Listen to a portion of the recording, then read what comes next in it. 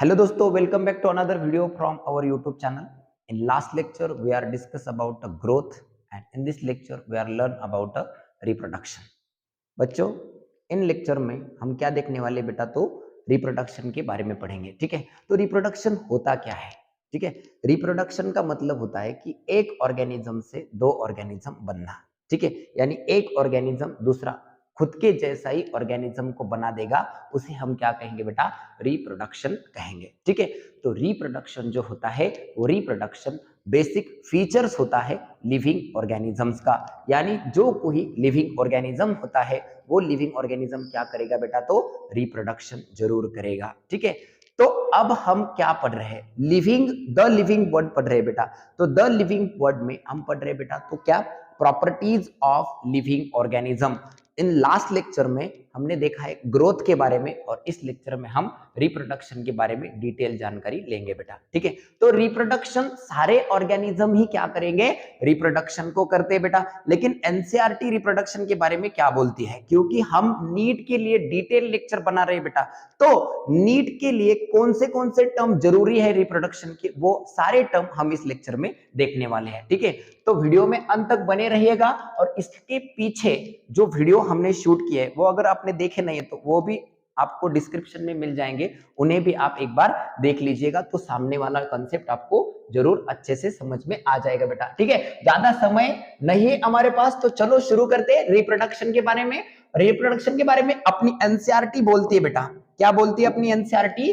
कि अगर multicellular organism के बारे में हम सोचेंगे, यानी multicellular organism reproduction refers to production of progeny possessing features more और less similar with their parents.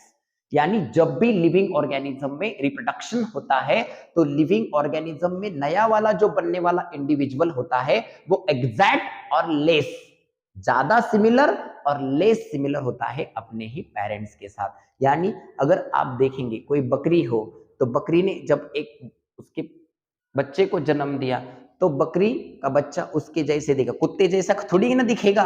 कुत्ते का बच्चा कुत्ते जैसा दिखेगा, कुत्ती का बच्चा भी कुत्ती जैसा ही दिखेगा। लेकिन जो एलिफेंट होगा तो एलिफेंट का बच्चा एलिफेंट के जैसे दिखेगा। यानी मल्टीसेलुलर ऑर्गेनिजम्स में जब भी रिप्रोडक्शन होता है तो उनके जो बच्चे हैं बेटा वो उनके पेरेंट्स के सिमिलर दिखते हैं।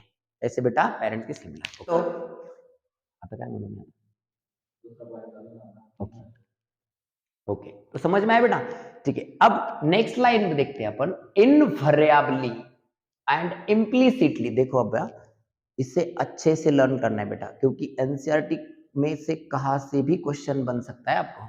ठीक है, तो देखेंगे बेटा क्या? इनवेरिएबली और इम्प्लिसिटली, यानी डेफिनेटली कोई भी जो लिविंग ऑर्गेनिज्म है वो क्या रेफर करेगा बेटा? सेक्सुअल रिप्रोडक्शन को ही रेफर करेगा। अगर आप देखें तो हर कोई लिविंग, अगर यूनिसेलुलर ऑर्गेनिज्म को हम अगर छोड़ दे तो हर कोई ऑर्गेनिज्म सेक्सुअल रिप्रोडक्शन को ही रेफर करता है। क्यों? कि सेक्सुअल रिप्रोडक्शन बेनिफिटेड है, सेक्सुअल रिप्रोडक्शन की वजह से म्यूटेशन होता है, और सेक्सुअल रिप्रोडक्शन की वजह से जो म्यूटेशन होता है बेटा उसकी वजह से क्या हो जाएगा? तो लिविंग ऑर्गेनिज्म में अलग अलग बदलाव आने शुरू हो जाते हैं। इस वजह से ये लाइन बहुत इंपॉर्टेंट आती है बेटा, इनवेरिएबली और इम्प्लिसिटली। वी यानी सारे के सारे ऑर्गेनिज्म और अपन किसको इंपॉर्टेंट ज्यादा देते हैं बेटा? सेक्सुअल रिप्रोडक्शन को ज्यादा इंपॉर्टेंट देते हैं। ठीक है, अगर अब बात करते हैं organism reproduce by asexual means also, यानी ऑर्गेनिज्म सिर्फ सेक्सुअल रिप्रोडक्शन नहीं करते तो ऑर्गेनिज्म असेक्सुअल रिप्रोडक्शन भी करते हैं। यानी रिप्रोडक्शन के दो टाइप्स होते हैं बेटा, एक होता है असेक्सुअल और एक होता है सेक्सुअल। लेकिन बेनिफिटेड रिप्रोडक्शन कौन सा है? असेक्सुअल नहीं, कौन सा होता है? सेक्सुअल होता है। अब असेक्सुअल रिप्रोडक्शन और सेक्सुअल रिप्रोडक्शन में क्या डिफरेंस है वो हम अलग से वीडियो बनाएंगे बेटा, और उसे डिटेल में एक्सप्लेन करेंगे कि असेक्सुअल रिप्रोडक्शन क्या होता है और सेक्सुअल रिप्रोडक्शन क्या होता है। ठीक है, चलो बच्चों अब देखते हैं फंगी। फंगी के बारे में तो सबको पता है बेटा, फंगी कैसे रिप्रोडक्शन करती है, तो फंगी असेक्सुअल रिप्रोडक्शन ही करना प्रीफर समझती है बेटा। लेकिन फंगी में जो रिप्रोडक्शन होता है, दोनों टाइप का रिप्रोडक्शन दिखाई देगा बेटा, असेक्सुअल रिप्रोडक्शन भी करेगी और सेक्सुअल रिप्रोडक्शन भी करेगी। सेक्सुअल रिप्रोडक्शन की तो बात अलग ही रहने दो बेटा, लेकिन फंगी असेक्सुअल रिप्रोडक्शन भी करेगी। यानी मैंने बता रहा हूं बेटा लिविंग ऑर्गेनिज्म के बारे में, कुछ लिविंग ऑर्गेनिज्म असेक्सुअल रिप्रोडक्शन करते हैं तो कुछ लिविंग ऑर्गेनिज्म सेक्सुअल रिप्रोडक्शन भी करते हैं। लेकिन मेन फैक्ट क्या है, ऑर्गेनिज्म जिंदा है यानी वो क्या करेगा, रिप्रोडक्शन करेगा। यानी रिप्रोडक्शन ऑर्गेनिज्म के फीचर्स है बेटा, ठीक है। रिप्रोडक्शन क्या है, ऑर्गेनिज्म का फीचर्स है। देखो फंगी मल्टीप्लाई, यानी फंगी मल्टीप्लाई हो रही है, मतलब फंगी रिप्रोड्यूस हो रही है by spread easily due to millions of asexual spore। Fungi क्या बना देगी बेटा, स्पोर को बना देगी और फंगी क्या हो जाएगी, रिप्रोड्यूस हो जाएगी। 1 से 2 बन जाएगी, 2 से 4 बन जाएगी। अब देखो यहां पे, ठीक है, कंसेप्ट देखेंगे। अब यहां पे फंगी है, सपोज कंसिडर कर लो ये बॉडी बन गई बेटा फंगी की, ठीक है। ये ऊपर वाला जो होगा वो हो गया फ्रूटिंग बॉडी, तो फ्रूटिंग बॉडी में से बन जाएंगे स्पोर, तो ये स्पोर क्या हो जाएंगे, स्प्रेड हो जाएंगे और फिर वहां से क्या उग जाएगी बेटा, वहां से क्या बन जाएगी बेटा, और अलग अलग फंगीज बन जाएगी, ठीक है। यानी फंगी रिप्रोड्यूस होती है असेक्सुअल स्पोर्स की मदद से, ठीक है। तो ये क्वेश्चन आपको बन सकता है कि fungi reproduce bye asexual spore, fungi also reproduce by sexual spore, ये बात आप ध्यान में रख लीजिएगा। अगर हम लोअर ऑर्गेनिजम्स की बात करें जैसे कि ईस्ट, ईस्ट को हम क्या कहते हैं बेटा, यूनिसेलुलर फंगी कहते हैं। क्या कहते हैं बेटा, यूनिसेलुलर फंगी।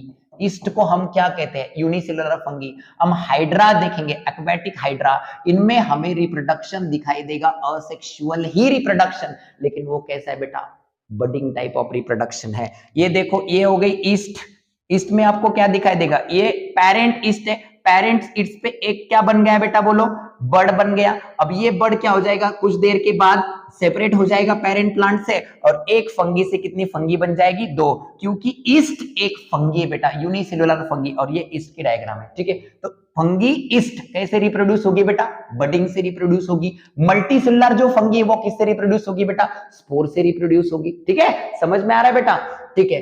तो अभी देखते हैं और ऑर्गेनिजम्स का एग्जांपल भी दिया है, कौन है बेटा, प्लानेरिया के बारे में बताया गया है, ठीक है।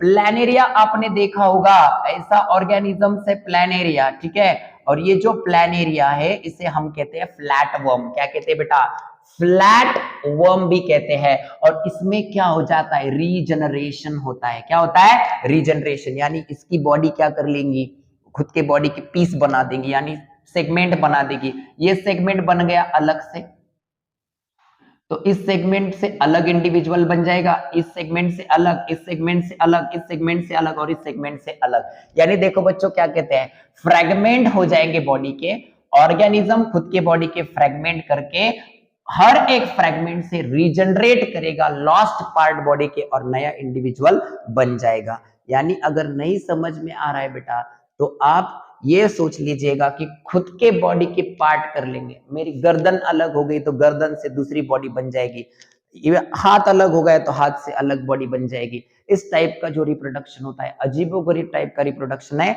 और इस टाइप के रिप्रोडक्शन को हम क्या कहते हैं बेटा, तो रीजनरेशन कहते हैं। रीजनरेशन कौन से ऑर्गेनिज्म में होगा, रीजनरेशन होगा प्लानेरिया फ्लैट वर्म। भैया प्लानेरिया एनिमल है, क्या है बेटा, एनिमल, यानी एनिमल्स भी असेक्सुअल रिप्रोडक्शन करते हैं। हम कहते हैं नॉर्मली कि एनिमल सेक्सुअल ही रिप्रोडक्शन करेंगे, लेकिन कुछ एनिमल ऐसे भी है बेटा जो क्या करेंगे, असेक्सुअल रिप्रोडक्शन करेंगे। अगर बात करते हैं हाइड्रा की, तो हाइड्रा भी कौन है बेटा, एनिमल है, लेकिन ये लोअर ऑर्गेनिज्म कहला जाता है, ज्यादा स्टैंडर्ड वाला एनिमल नहीं होता। तो ये भी कौन सा रिप्रोडक्शन करता है, बडिंग टाइप ऑफ रिप्रोडक्शन करता है, वो भी असेक्सुअल मीन्स है, ठीक है। चलो अभी और देखते हैं बेटा, अगर फंगी की बात करें, फिलामेंटस अलगी, अलगी यानी जो शैवाल होती है बेटा, उनकी बॉडी कैसी होती है, फिलामेंटस, थ्रेड लाइक, स्पाइरो वगैरह का एग्जांपल देखा होगा आपने, तो ऐसा नेटवर्क होता है उनकी बॉडी का। अगर उनमें भी क्या हो जाएंगे बेटा, फ्रेगमेंट्स हो जाएंगे, तो उनमें भी फ्रेगमेंटेशन टाइप ऑफ रिप्रोडक्शन आपको दिखाई देगा। अगर आप protonema of the Moses, bryophytes की बात करते हैं तो उनमें भी आपको असेक्सुअल रिप्रोडक्शन फ्रेगमेंटेशन से दिखाई देगा बेटा। यानी सब कुछ रिप्रोड्यूस फ्रेगमेंटेशन से हो रहा है। यहाँ पे fungi reproduce by the fragmentation, filamentous algae reproduce by the fragmentation, protonema of mosses reproduce by the fragmentation. तो क्वेश्चन बन जाएगा आपके साथ, क्या क्वेश्चन बनेगा बेटा आपको? तो fungi, filamentous algae and protonema of the all the organisms reproduce easily by the process of, कौन से प्रोसेस से वो रिप्रोड्यूस होते हैं? तो कौन से प्रोसेस से? फ्रेगमेंटेशन प्रोसेस से वो क्या हो जाएंगे? रिप्रोड्यूस हो जाएंगे बेटा। ये देखो एनसीईआरटी को डिटेल में लेना है हमें, ठीक है?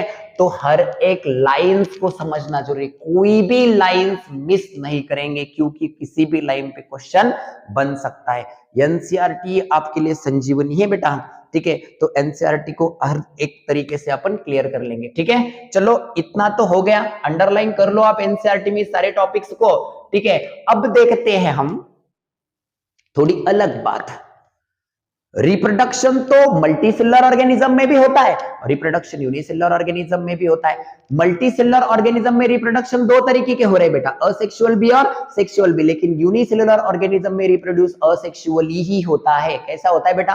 असेक्सुअली ही होता है। यूनिसेलुलर ऑर्गेनिज्म में असेक्सुअल रिप्रोडक्शन हो रहा है। When it come to unicellular organism, अगर हम unicellular organism, bacteria, unicellular algae, Chlamydomonas और अमीबा जैसे ऑर्गेनिजम्स की बात करें तो पहले देख लेते हैं इनमें रिप्रोडक्शन कैसे होता है। अगर हम बात करें अमीबा की, यानी बैक्टीरिया, एक अमीबा लेंगे नहीं तो बैक्टीरिया कंसीडर करेंगे बेटा। तो हम कंसीडर करते हैं, अभी एक बैक्टीरिया पकड़ लिया हमने, ये आ गया हमारे पास बैक्टीरिया, ये बैक्टीरिया की हो गई एक सेल। अब बैक्टीरिया को क्या करना है बेटा? रिप्रोडक्शन करना है। तो बैक्टीरिया ने क्या कर दिया? सेल डिवीजन कर लिया। सेल डिवीजन कर लिया तो एक बैक्टीरिया से कितने बैक्टीरिया बन गए बेटा? दो बैक्टीरिया बन गए। अभी हमने एक कंसीडर कर लिया, ये अमीबा है। अमीबा ने क्या कर लिया बेटा? सेल डिवीजन कर लिया तो बन गए एक से दो अमीबा। यानी अब क्या हो रहा है? एक ऑर्गेनिज्म से दो ऑर्गेनिज्म भी हो रहे हैं और एक ऑर्गेनिज्म से इनके नंबर भी बढ़ रहे हैं बेटा, एक के दो हो जा रहे हैं। यानी इसमें दो फैक्ट आपको साथ में देखा जाएगा। यूनिसेलुलर ऑर्गेनिज्म में रिप्रोडक्शन और ग्रोथ दोनों कैसी होगी? सिनोनिमस होगी। सिनोनिमस का मतलब जब ग्रोथ होती है तो रिप्रोडक्शन हो रहा है और जब रिप्रोडक्शन हो रहा है तो ग्रोथ भी हो रही है, ठीक है? जब रिप्रोडक्शन होता है तो ग्रोथ भी होती है और ग्रोथ होता है तो रिप्रोडक्शन होती है, उसे कहते हैं हम सिनोनिमस, ठीक है? तो यूनिसेलुलर ऑर्गेनिज्म में ग्रोथ और रिप्रोडक्शन सिनोनिमस होती है। आईएमपी क्वेश्चन है बेटा, इस पे भी क्वेश्चन बनेगा, ठीक है? तो ध्यान से देख लो बेटा इसे, ठीक है? वी नोटिस अगेन क्या कर लिया हमने? सिंगल सेल ऑर्गेनिजम्स के बारे में पढ़ते पढ़ते समय हमें एक नोटिस आ गया, हमारे दिमाग में एक ख्याल आ गया बेटा, अब क्या? यूनिसेलुलर ऑर्गेनिज्म में ग्रोथ और रिप्रोडक्शन ऐसे अलग अलग वर्ड्स हम यूज नहीं कर सकते क्योंकि उनमें रिप्रोडक्शन हो रहा है मतलब ग्रोथ हो रही है, ग्रोथ हो रही है मतलब रिप्रोडक्शन हो रहा है। इसका मतलब हम क्लियरली नहीं कह सकते उनकी ग्रोथ होती है या फिर रिप्रोडक्शन होता है। एनसीईआरटी बोलती है बेटा कि we can not clear about to uses to different terms growth and reproduction for this mechanism, ठीक है? ये जो मैकेनिज्म हो रहा है ये ग्रोथ है या फिर रिप्रोडक्शन, हम साफ साफ नहीं बता सकते, ठीक है? Further there are many organisms. ये लाइन पढ़ने से पहले एक बात आप सुन लो, लिविंग ऑर्गेनिज्म के फीचर्स देख रहे हैं, डेफिनाइट और इंडेफिनाइट देख रहे हैं। अभी हम देख रहे हैं बेटा इंडेफिनाइट फीचर्स। इंडेफिनाइट फीचर्स जो देख रहे हैं बेटा, तो पहला इंडेफिनाइट फीचर्स देखा ग्रोथ और दूसरा इंडेफिनाइट फीचर्स हम देख रहे हैं बेटा रिप्रोडक्शन। अब रिप्रोडक्शन तो सारे ऑर्गेनिजम्स करते हैं, नॉन लिविंग ऑब्जेक्ट्स रिप्रोडक्शन नहीं करते, यानी रिप्रोडक्शन हर कोई ऑर्गेनिज्म में आपको दिखाई देगा। फिर भी इंडेफिनाइट फीचर्स क्यों है? क्योंकि हर कोई लिविंग ऑर्गेनिज्म रिप्रोड्यूस नहीं करता, हर कोई ऑर्गेनिज्म रिप्रोड्यूस नहीं करता, जैसे कि म्यूल्स, स्टेराइल वर्कर बीज यानी हनी बीज और इनफर्टाइल ह्यूमन कपल्स, कि ऐसे ह्यूमन कपल्स कि जिन्हें कभी बच्चे नहीं होते, वो रिप्रोडक्शन नहीं कर सक रहे। इसका मतलब ऐसा नहीं कि वो जिंदा नहीं है, वो भी जिंदा है। अब जो हम क्लेनीफेल्टर सिंड्रोम होता है, डाउन सिंड्रोम होता है, इनमें भी बच्चे इनमें भी जो पीपल्स होते हैं, इनमें भी जो लोग होते हैं बेटा, ह्यूमन कपल्स होते हैं, ये भी कभी क्या नहीं बना सकते बेटा, बच्चे नहीं बना सकते। इसका मतलब ऐसा नहीं होता कि वो लिविंग नहीं है। इसका मतलब क्या है कि रिप्रोडक्शन तो प्रॉपर्टी है लिविंग ऑर्गेनिज्म की, लेकिन हर कोई लिविंग ऑर्गेनिज्म रिप्रोडक्शन नहीं करता। उस वजह से ये डेफिनाइट फीचर्स नहीं है। कैसा है बेटा, इंडेफिनाइट फीचर्स है।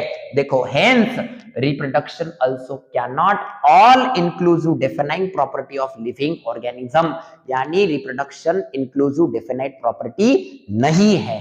ठीक है, तो of course no non living organism not capable for the reproducing and replacing itself one.